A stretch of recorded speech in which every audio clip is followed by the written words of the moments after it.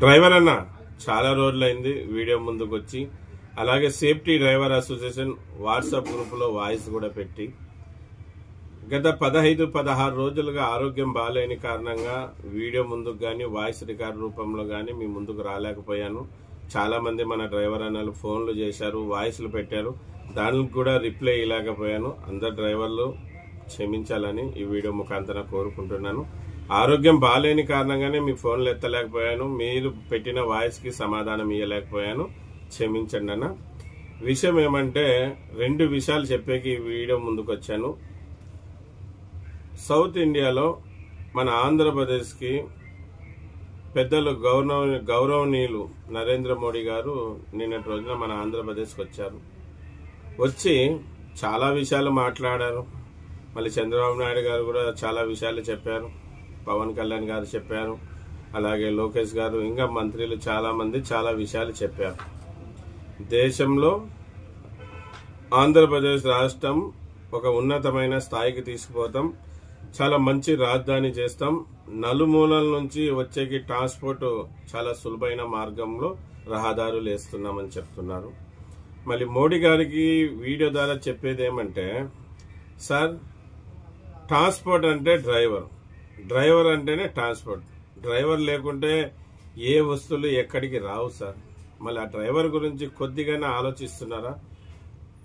మేము డ్రైవర్లము, driver union లీడర్లం భారతదేశంలో ఎన్నో ధర్నాలు, ఎన్నో నిరసన కార్యక్రమాలు, అలాగే మీరుండే దేశ రాజధానిలో కూడా నిరసన తెలియజేశాం, ధర్నా చేశాం. డ్రైవర్లకు కనీస వసతులు కలిగించండి అని చెప్తున్నాం. పట్టణాలలో, పుణ్యక్షేత్రాలలో, అలాగే హైవేలలో, నేషనల్ హైవేలలో డ్రైవర్లకు విశ్రాంతి గదులు కేటాయించండి. డ్రైవర్లకు విశ్రాంతి గదులు కేటాయించకపోతే చాలా ప్రమాదాలు జరుగుతున్నాయి. దానికి కారణం డ్రైవర్ విశ్రాంతి తీసుకోలేని కారణంగా. డ్రైవర్ విశ్రాంతి ఎందుకు తీసుకుంటులేడంటే, అక్కడక్కడ పెట్టి పనుకోవడంతో డీజిల్ కొట్టేయడం, డ్రైవర్ల మీద దాడి చేయడం, కొట్టడం, చంపడం కూడా జరుగుతుంది. పనుకుంటే డీజిల్ కొట్టేస్తారేమో అనే ఒక భయంతో డ్రైవర్ బండిలో పనుకోలేక రాత్రంతా బండి కావలి కూర్చోవాల్సిన పరిస్థితి వస్తుంది. చాలా అది రాత్రి అంతా పనుకోవడం లేదు కనుక పగులు ప్రమాదాలు జరిగే అవకాశాలు కలుగుతున్నాయి. ఇవి ఇవ్వండి అని చెప్తాను, మళ్ళీ ఇవ్వడంలే. మళ్ళీ మాటలైతే ఓడలు దాడుతున్నాయి, కానీ ఏది లేదు. మళ్ళీ గతంలో మీరు ఆంధ్రప్రదేశ్కి వచ్చినప్పుడు మా మొఖాన మట్టి కొట్టి వెళ్లారు, ఇప్పుడు వచ్చి సిమెంట్ కొట్టి వెళ్తున్నారు. ఎప్పుడు చెప్పుకోవడానికి ఆంధ్రప్రదేశ్లో ఒక రాజధాని, ఎప్పుడు ఆంధ్రప్రదేశ్లో రాజధాని భవనాలు నిర్మిస్తారు. మేమన్నా చూడగలమా? లేకుంటే మా పిల్లలన్నా చూడగలుగుతారు? ఊగే మాటలు చెప్పుకుంటా కాలం దొబ్బేస్తున్నారే కానీ ఏది నియమించడం లేదు. పక్కల మన తెలంగాణలో, పక్కల రాష్ట్రంలో అప్పుడున్న బీఆర్ఎస్ పార్టీ అంటే టీఆర్ఎస్ పార్టీ పాత సెక్రటేరియట్ని పడగొట్టి 2 సంవత్సరాలు చాలా అద్భుతమైన సెక్రటేరియట్ కట్టారు. 2 సంవత్సరాలు.